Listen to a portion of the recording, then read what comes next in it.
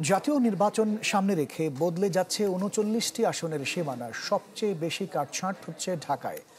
নির্বাচন কমিশনার আনোয়ারুল ইসলাম সরকার জানিয়েছেন, জনসংখ্যা এবং গড় ভোটারের ভিত্তিতে গাজীপুরে বাড়বে একটি আসন।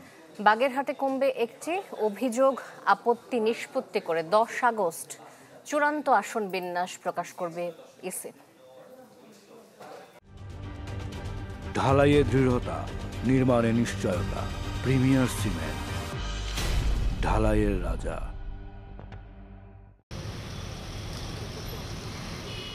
সংসদীয় আসনের সীমানা নির্ধারণে এ মাসের মাঝামাঝি 9 সদস্যের একটি বিশেষায়িত কারিগরি কমিটি করেছিল নির্বাচন কমিশন।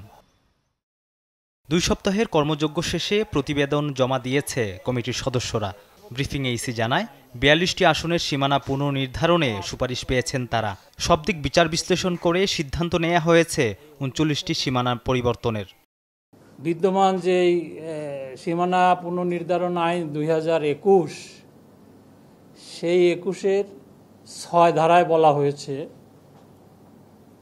সীমানা নির্ধারণের ক্ষেত্রে প্রশাসনিক ব্যবস্থা, ভৌগোলিক অখণ্ডতা এবং আদমশুমারি, এই 3টি বিষয়কে গুরুত্ব দিয়ে এই সীমানাটা নির্ধারণ করতে হবে।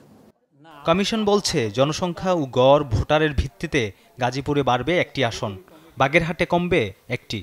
যে আসনগুলোর সীমানা পরিবর্তনের আবেদন পড়েনি, বহাল থাকবে সেগুলোর আগের সীমানা।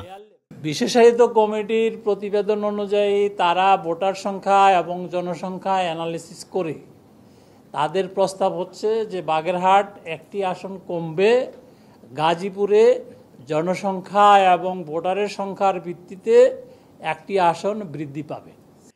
এই নির্বাচন কমিশনার জানান, নির্বাচনী আসন নিয়ে অভিযোগ আপত্তি নিষ্পত্তি করে চূড়ান্ত আসন বিন্যাস আগামী 10 আগস্ট প্রকাশ করবে কমিশন। 10ই আগস্ট পর্যন্ত কোনো ভুল ত্রুটি থাকতে পারে, কোনো সংযোজন বিয়োজন আপত্তি থাকতে পারে।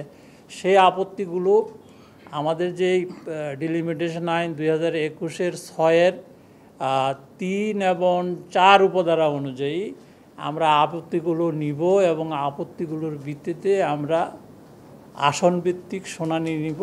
এদিকে সিএসির সাথে প্রবাসী ভোটাধিকার নিয়ে বৈঠক করেছে এনসিপির 3 সদস্যের প্রতিনিধি দল।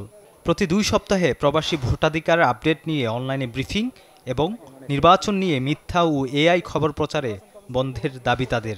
তারা যেন প্রবাসীদের ভোটাধিকার যে নিশ্চিত করার জন্য যথাযথ পদক্ষেপ গ্রহণ করে। মির্জা রাকিব, চ্যানেল 24, ঢাকা।